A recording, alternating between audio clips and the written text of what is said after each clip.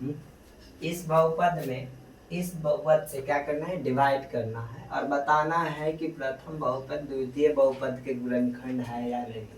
तो हम कैसे बता सकते हैं कि ये बहुपद इनका गुणनखंड है? क्या करेंगे, इसमें भाग करेंगे। अगर इसका भागफल शून्य आएगा तो ये इसका बहुपद है, ये इसका ये प्रथम बहुपद द्वितीय बहुपद का गुणनखंड है, अन्यथा नहीं है। अगर कोई भी एक भी रिमाइंडर आ जाए, रिमाइंडर शेषफल आ जाए, तो ये इसके गुणनखंड नहीं होंगे। कब ये कब इनके गुणनखंड होंगे, जब इनके क्या शेषफल 0 आएंगे तब होंगे। चलिए अब इसको भाग देते हैं। जैसे कि हमने 2.3 का 1 नंबर बनाए थे, वैसे ही सेम प्रोसेस करेंगे और भाग देंगे इसमें। जैसे कि x स्क्वायर में क्या चीज से, पहले हमारा टारगेट क्या होता है, फर्स्ट डिजिट कटना चाहिए। फर्स्ट टारगेट फर्स्ट डिजिट कटना चाहिए। तो यहाँ पे x स्क्वायर में क्या चीज से गुना करेंगे कि 3x स्क्वायर का पावर 4 आ जाएगा। तो x स्क्वायर में हम 3x स्क्वायर से गुना कर रहे हैं ना, तो 3 1 जा 3, x स्क्वायर में x स्क्वायर से गुना होगा तो क्या हो जाएगा, x के पावर 4।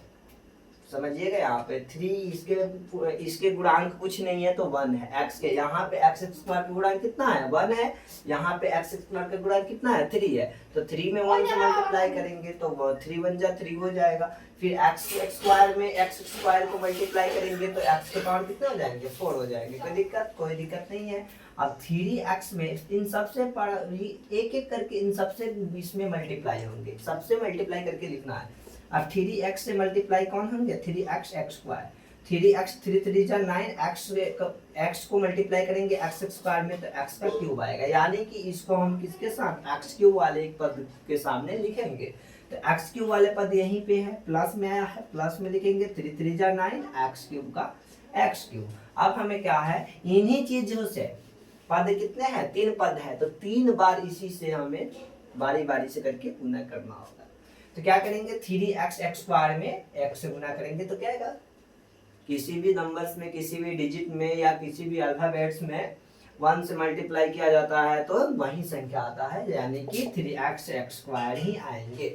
ओके, तो इनको क्या करेंगे, x स्क्वायर के सामने वाले पद लिख देंगे, प्लस में क्या लिख देंगे, 3x स्क्वायर लिख लेंगे। अब चलते हैं घटाना बहुपद। देखो घटाना क्या होता है, अपोजिट सिंबल लिखते हैं। यहाँ पे प्लस है तो इसके अपोजिट माइनस, यहाँ प्लस है इसके अपोजिट माइनस, यहाँ प्लस है इसके अपोजिट माइनस। यहाँ कट गया। हमारा एक ही टारगेट रहता है कि जो भी हम किसी भी डिजिट किसी चीज से मिलाएंगे, फर्स्ट वाला कट जाना चाहिए, एक वाला कट जाना चाहिए। ठीक है, किसी भी नंबर किसी भी डिजिट से डिवाइड कर दो, मल्टीप्लाई करो। आप क्या करो, यहाँ घटा दो, तो घटाओगे 9x क्यूब में से 5x क्यूब घट जाएगा, minus plus minus plus minus. 9x cube में से 5x क्यूब जाएगा तो कितना बच जाएगा, 4x क्यूब बच जाएगा। कितना बचेगा वाला, 4x क्यूब बच जाएगा।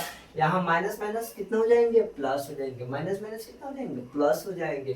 तो यहाँ पे प्लस के कितना लिख देंगे, 10x स्क्वायर लिख देंगे।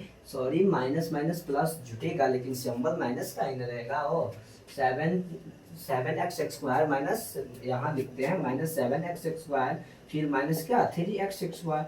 हम जानते हैं माइनस माइनस प्लस होता है, लेकिन ये क्या होंगे, इसका जो आंसर आएगा माइनस में आएगा। क्यों, क्योंकि ये क्या है, ऋण है। दोनों के पास ऋण है और ऋण कभी भी क्या ऋणात्मक होता है। ये 10x स्क्वायर हो जाएंगे। यहाँ कोई दिक्कत नहीं। अब जो बच गए उसको भी उतारते चलिए। ओके, अब बताइए कि हम x स्क्वायर में, यहाँ पे चलते हैं, x स्क्वायर में क्या चीज से गुना करें कि -4x क्यूब आ जाए। x स्क्वायर में क्या चीज से गुना करें कि -4x क्यूब आ जाए। तुम लोग को बता दे, यहाँ हम 4 दे दें, इसमें क्या चीज से गुना करोगे कि 12 आ जाएगा। सिंपल से बात है कि हम इसमें 3 से गुना करेंगे तो 12 आ जाएगा। वैसे ही सेम प्रोसेस यहाँ करनी है। x क्यूब है, -4x क्यूब है, हमें क्या करना है, इसमें x स्क्वायर में क्या चीज से गुना करनी है कि -4x क्यूब आएगा, -4x क्यूब आएगा। तो चलिए x स्क्वायर ऑलरेडी है, यानी कि हमें और एक x की आवश्यकता है। तो और एक एक्स की आवश्यकता है, -4 का -4 लिखेंगे, और एक एक्स की आवश्यकता है तो -4x से गुना करेंगे। इधर का -4x और इधर का x स्क्वायर क्या हो जाएंगे, -4x क्यूब हो जाएंगे।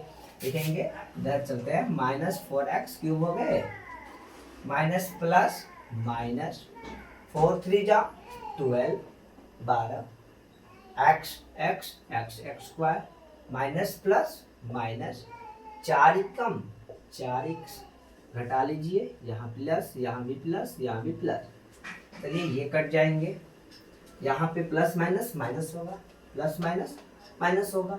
अब यहाँ पे 10 गो एक्स स्क्वायर, 12 गो एक्स स्क्वायर में से 10 गो एक्स स्क्वायर घट जाएगा, कितना बचेगा, 2 गो एक्स स्क्वायर बचेगा ना हो।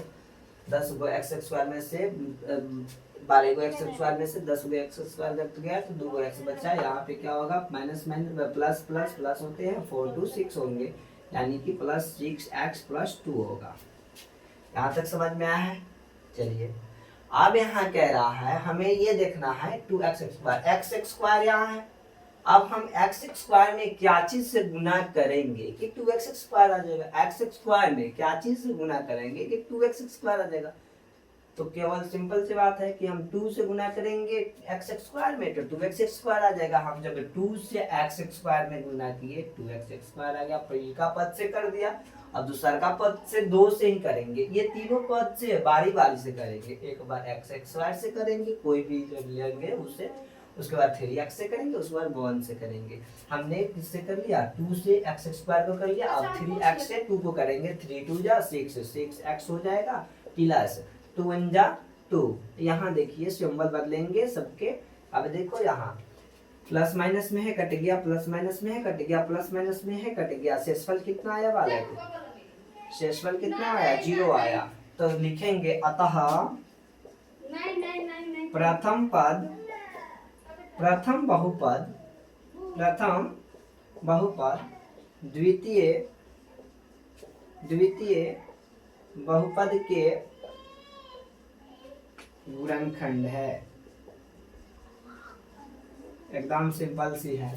अगर शेषफल 0 आएगा तो प्रथम बहुपद द्वितीय बहुपद के क्या होंगे, गुणनखंड होंगे। जैसे कि तुम लोग 1 नंबर बनाया था, उसमें गुणनखंड निकाल देना था। गुणनखंड निकालने के बाद अगर शेष आएगा तो प्रथम बहुपद क्या लिखोगे, प्रथम बहुपद द्वितीय बहुपद के गुणनखंड नहीं है। अगर शेष 0 आएगा तो प्रथम बहुपद द्वितीय बहुपद के क्या है, गुणनखंड है। इतना ध्यान रखना सब, ये सिंबल एकदम अपोजिट होना चाहिए। माइनस के माइनस है तो प्लस, माइनस है तो प्लस, माइनस है तो प्लस, यहाँ प्लस है तो माइनस, प्लस है तो माइनस, प्लस है तो माइनस। कुछ नहीं करना है, केवल टेबल जानना है। ठीक है, ओके। अगला नेक्स्ट क्वेश्चन 2 का 3 नंबर आप लोग बनाइए।